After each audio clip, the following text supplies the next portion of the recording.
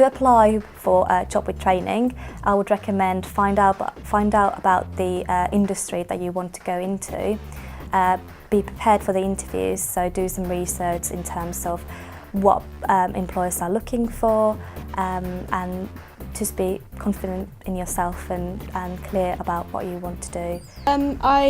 I think I was in Ely College just up the road, and I got a chance to do a bit of work experience here. My teacher in sixth form come round and she gave us loads of job applications, and all of a sudden I saw the Michelle Instrument one. I was like, straight away I was like, I'm applying for that. And I think that the work experience definitely helped, knowing the people, knowing what they wanted, and it made me feel a bit more comfortable in the interview as well. I prepared for my interview by doing lots of research, using the company website, and researching new contracts and news to search surrounding the company. So, I think I listed all of the things that I've been doing at school, what I'd achieved at school, and also with my small sort of work experience, how I'd sort of developed a little bit in that role, and punctuality, just showing a bit of enthusiasm as well. And I think that's probably one of the main things, just to be enthusiastic about the job that you want to get. Yeah, and that seemed to work for me. I researched the company online, read about their history, and then I've been for other interviews before, so I've also had experience of what an interview's like. So I know what's coming and what I can prepare for. So for the interview process, I did a lot of research on the company itself, just so that I knew sort of what, if they did ask me any questions, specific questions, I was able to answer them. And I also did a lot of preparation for my CV and made sure that all my qualifications were in order, and got a good description of what sort of person I was like, so they got a good idea of who they'd be taking on. For my interview, I researched the company, I looked on their website. I wasn't really sure what they did because it's all sort of sciencey stuff. I just didn't know what they did. But I got a portfolio together, some college stuff and some website stuff that I'd done. I set up an online shop, so I sort of brought that into my portfolio, into the interview. In order for a young person to prepare for getting a job with training, it's really important that they get their maths and English qualifications.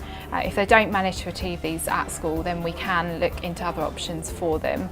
It would also be good for them to come in and get support from an information advisor to write a CV and fill out their application forms. But also, in order to build their skills, it would be good for them to do some voluntary work or some work experience, so we could look at opportunities and help them to apply for that as well. In order to do the apprenticeship I've done, you would need good maths and English skills. IT is very important as well, just to be able to use the computer in an appropriate way.